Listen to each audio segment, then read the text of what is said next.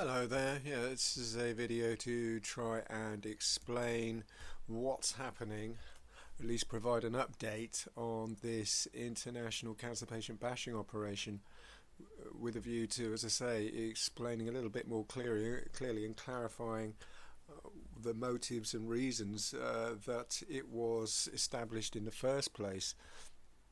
Now, what we're looking at is the tip of the iceberg here. I mean, there's literally about 50 people, if not more, employed to the task of intimidating and terrorizing myself, um, quite simply because I found ways and means to reverse the symptoms of sinus cancer.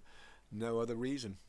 Now, what that clearly suggests is that I've rumbled a scam, and the nature of the scam I will look at in a moment. But as I say, there are about 50 different people here employed to the task of intimidating me. This is lots more members of my family not mentioned here, some of them living in Malta. I've got family of my ex-partner and friends living in Norway, lots of people out there. There's family in Canada. I'm not quite sure how many. They're affected by this. So yes, literally spanning the whole globe here, encompassing about at least 50 people, all set to the task of intimidating and terrorizing me, quite simply because I found effective treatments for sinus cancer, which should tell you in no uncertain terms that cancer research, and specifically sinus cancer, is nothing more than a massive scam. Now, this, just very quickly, timeline of my life shows how in 1995 I developed I developed the first symptoms of sinus cancer, and how my father used this disease to systematically terrorize me and torture me, literally by telling me that the severe symptoms of sinus cancer were normal. So in this kind of fashion, here's the tumour growing in my sinus cavity, just to be told that that's normal, and that to have, this pressure exacted on your head like so is normal, to have your face pressed out of shape like so is normal, is obviously, the work of some macabre torturer. But in this case, yes, it was my GPs, an ENT specialist, and my father. But the person, as I say, who seemed to be most keen to tell me that the symptoms were normal was my father, a retired anaesthetist. And this really then, as I say, raises the question as to, what is going on with this scam business. Because quite literally, just going back to this, the physical assaults, started. This is one in 2003, a brick murder attempt by Dan Marshall, a string of physical assaults after that, a very brutal murder attempt in 2012. Just as literally I was stumbling upon the cures, and the more effective the cures and treatments I was finding, the more brutal the murder attempts I was experiencing. Literally, they were, moving adjacently, and so the escalation here in the terror campaign, in 2014, to include taking my son as a hostage, is also a telltale sign that these people are absolutely desperate to keep the lid on this scam by any means necessary. Not just murder attempts. I mean, whether it involves, taking a children hostage, they just don't care. Now, that's an indication of how desperate they are and how this is working. And also, just very briefly before I go, it seems very clear to me, that a lot of people didn't make this journey. I'm not the first person to embark on this journey of looking for cures. Here I am, coming down with the symptoms, and then being forced upon the journey, if you like, to look for effective treatments. But a journey, as I say, that most people don't finish. Quite simply, either the cancer kills them or the people do. And there seem to be a number of people, as I say, set to the task of literally beating these people to death before they find the cures. It happened to me. It was a whole string of physical assaults. I was just going to say, from 2003, just as I started to stumble upon the cures, literally... The murder attempts followed, and all the physical assaults all followed suit. So yes, this has affected a lot of other people, and very clearly most of them don't make it. Now, this then exposes the nature of the scam, which is clearly part of a huge global cancer charity scam, suppressing cures for sinus cancer so they can use the disease to cause maximum damage. Quite clearly, we had effective treatments to this disease many years ago, let's say 2,000 years ago. I mean, given that sinus cancer is one of the most frightening illnesses known to mankind, it seems very clear to to most people that of course we would have had effective treatments for this, or at least made efforts to gather knowledge and information that would help us reverse the symptoms, which of course it seems very clear that we did have. But then what happened is, of course, somebody came along and realised there's a lot more money to be made out of this illness if you can get rid of the effective treatments. In other words, to suggest to you that sinus cancer is nothing more than a Rottweiler or a pit bull terrier that can be put on a lead if you happen to have an effective treatment or somebody there who has the knowledge to reverse the symptoms. But as soon as you murder that person or crucify them, then you can take that dog off the lead and let it do all the damage it wishes. Literally let it cause maximum damage. And of course it's in causing the maximum damage, letting this dog just chew up the faces of unsuspecting victims as much as possible, that these evil businessmen saw their opportunity to make ever increasing amounts of money. They could then take the mutilated victims to collect ever increasing amounts of money to look for cures, when in truth they use the money to suppress them and beat anyone to death for exposing the scam. So the worrying discovery here is that yes, the whole scam was founded upon a foundation of brutal murder right from the get-go. Very clearly, not just one but several brutal murders, and in order to keep this going, in other words, when people rumbled it, and of course like the elephant in the living room, which it was from the start, does suggest that people have rumbled this over the past 2,000 years, and in order to keep the scam going, well, the only way to do that of course was to serial murder them. So yeah, it's founded upon brutal murder and perpetuated with serial murder, which should tell you all you need to know about this scam. Basically, it's the most evil, horrible, rotten piece of garbage to ever affect mankind, really, in truth. And how did it work? Well, of course, let's just have a quick look, see how much time we got here. Yeah, that's all right. Yes, I mean, a very clear case of double standards. All the people running the scam, they're all the fortunate ones, and the less fortunate unfortunately just have to suffer the treatment, and literally they're just ridden roughshod over by this wretched business, left quite seriously mutilated in the road, if they are able to get up after their treatment and stand up and give any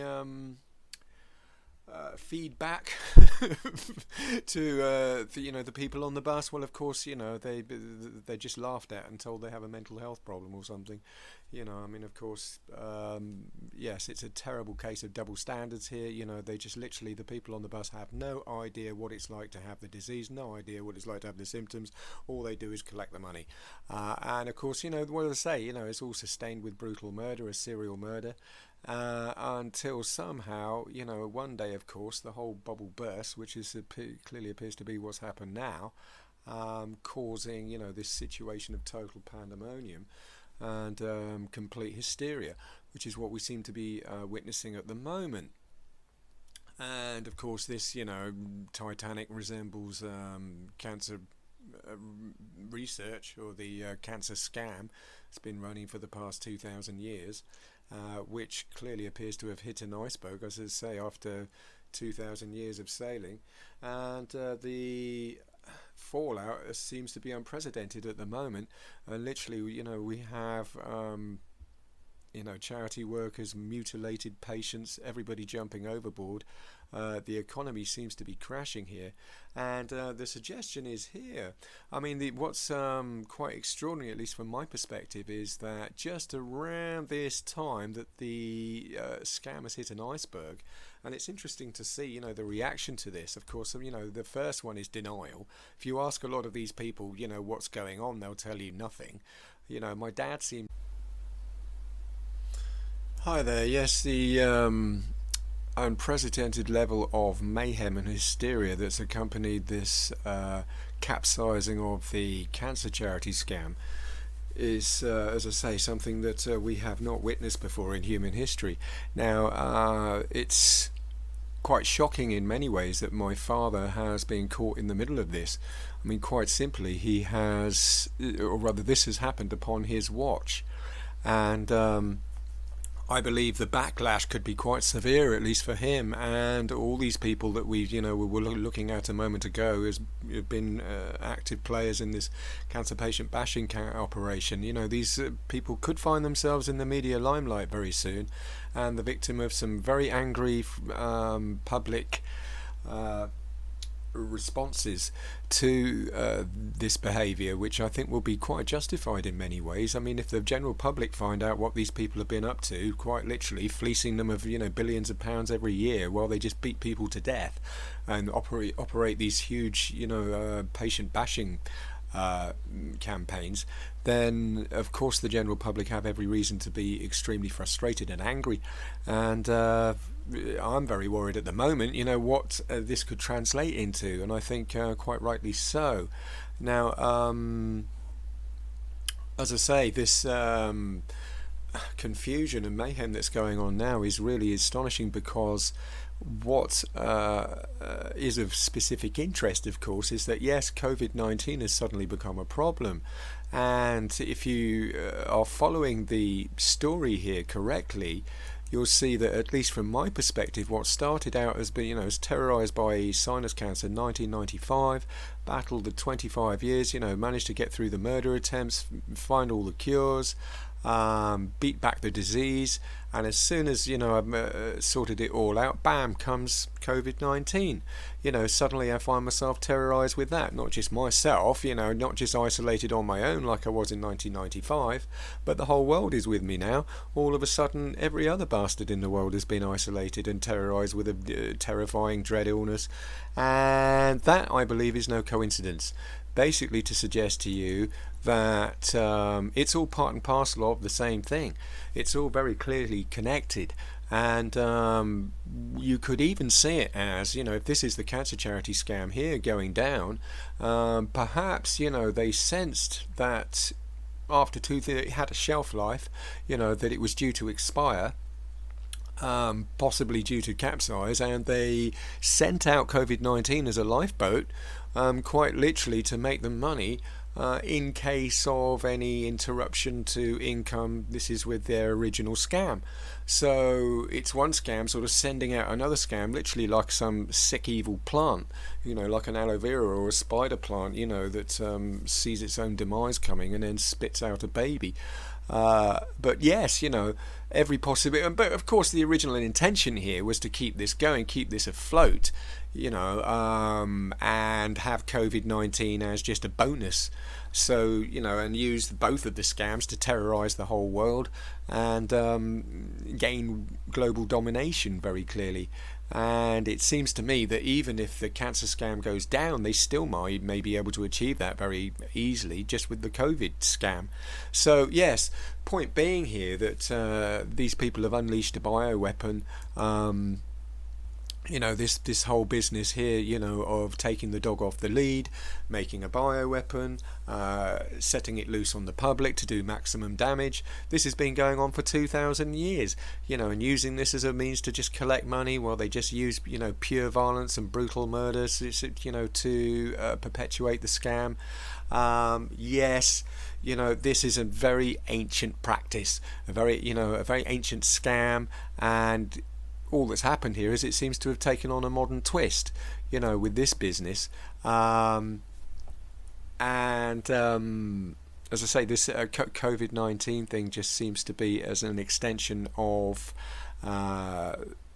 this ancient scam that started, very clearly 2,000 years ago, and probably much, much earlier than that.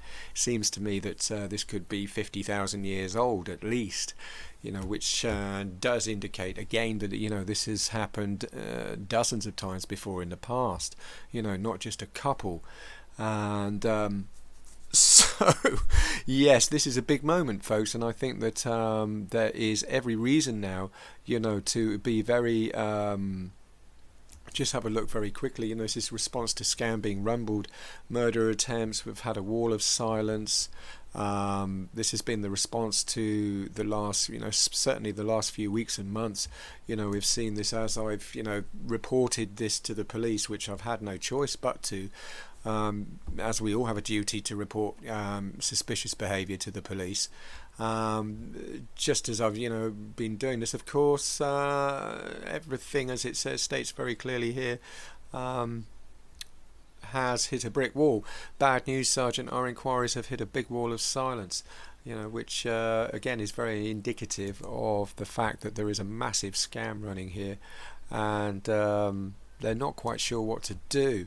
Now, this is all part of an intensive suicide incitement campaign. As I said earlier, my son's been practically taken hostage. This is since 2014. Not heard sight nor sound of him since then. This is for the past 6 years.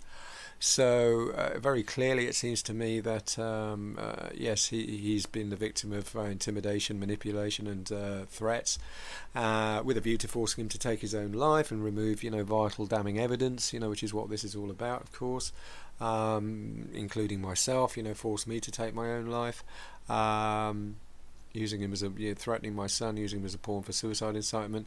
And the other tactic, of course, that these people do, this is all part and parcel of this hysteria and finger pointing that goes on as the boat capsizes and the scam goes down. They'd claim I'm mad, well, this is me, of course, claim I'm mad and have mental health issues, or claim anyone's mad who has sinus cancer, and anyone who claims that there are effective treatments for it and it can be reversed apparently is mad, and anyone who claims it's a scam is apparently mad. This is all part of their the tactics, and of course they will stop at nothing to keep this scam going. They use every tactic in the book, not just serial murder. And so what's going on here? Whole family terrorized and issued death threats. Which raises the next question, actually.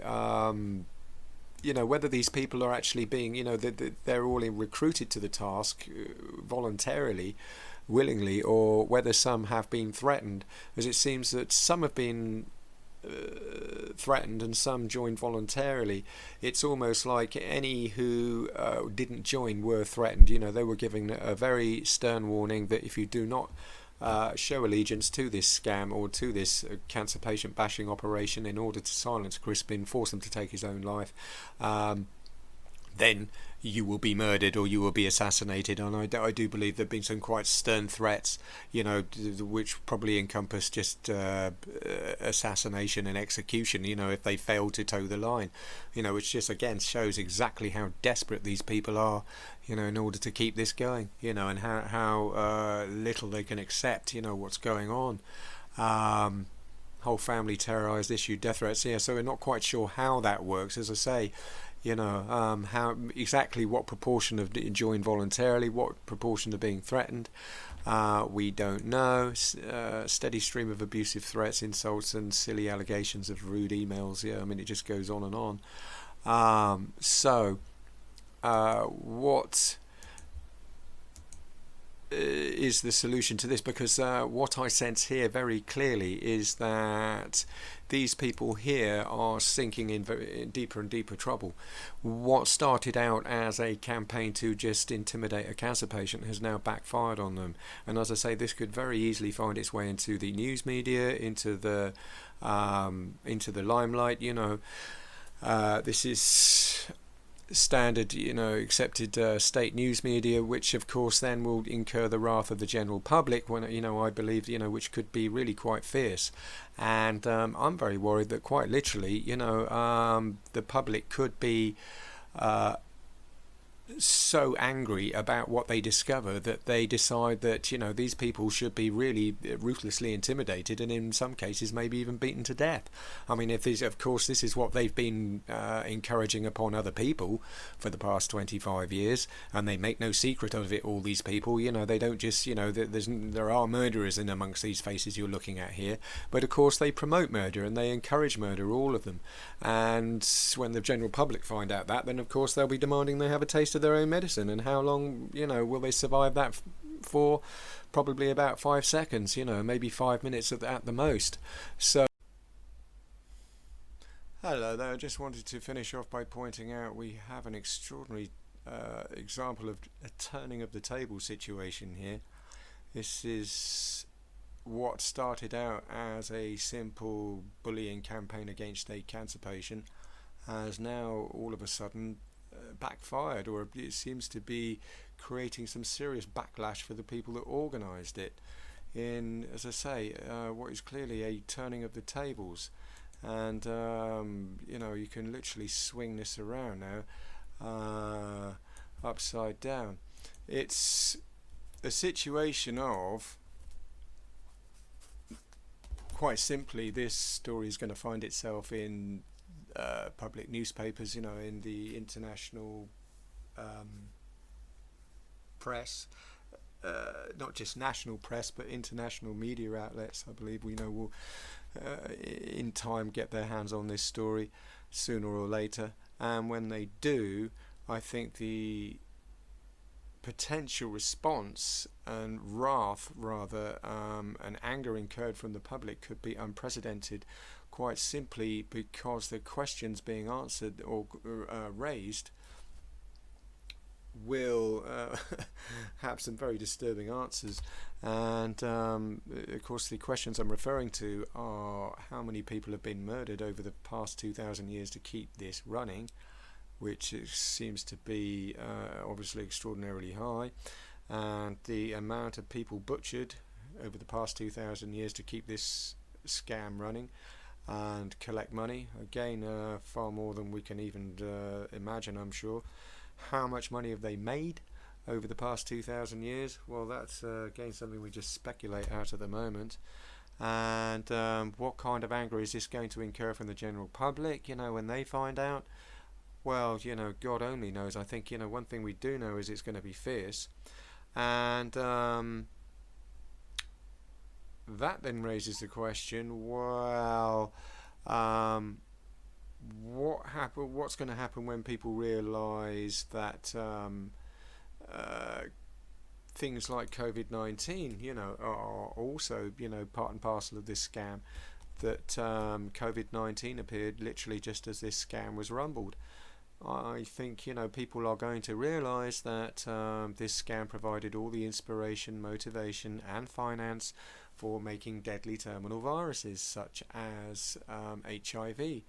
Quite simply, HIV does not go away, and it was just very clearly designed as a man-made bioweapon, in exactly the same, using the same principles and methods upon which the cancer scam was born and built. Quite simply, unleashing a bioweapon in a modern day sense rather than a historical one. But as I say, the principles and motives and inspiration appear to be identical, very clearly identifying the source of inspiration for making a deadly virus such as COVID-19.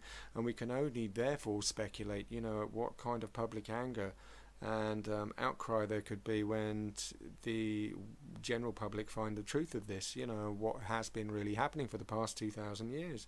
The kind of angry protests and stuff, will demand that all these people, need to be taken off, to a secret location.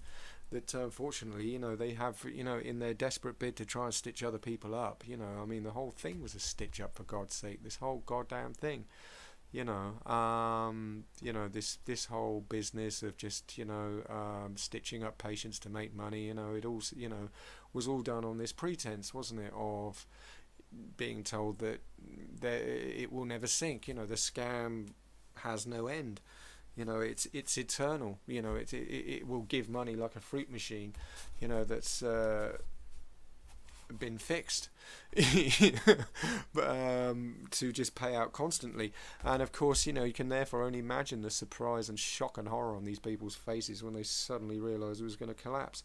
So yes, when the public start asking questions along these lines, of How many people have been murdered to keep this going? How many people have been butchered? How much money have they made? How much inspiration and motivation and finance did they provide for making this wretched COVID-19, which I'm depicting with this little lifeboat here, which clearly seems to be, is also, is an attempt to provide, either expand upon the existing scam from the outset. And for that reason, I believe we have to start thinking seriously about furloughing employees and mitigating fallout for these people, because what I'm saying is that these people have been stitched up very seriously, very badly. I am, believe it or not, beginning to feel sorry for them. Quite simply, they have fallen for a scam themselves. This is the people that run it, the people on the bus here, that have been running roughshod up and down people for the past 2,000 years.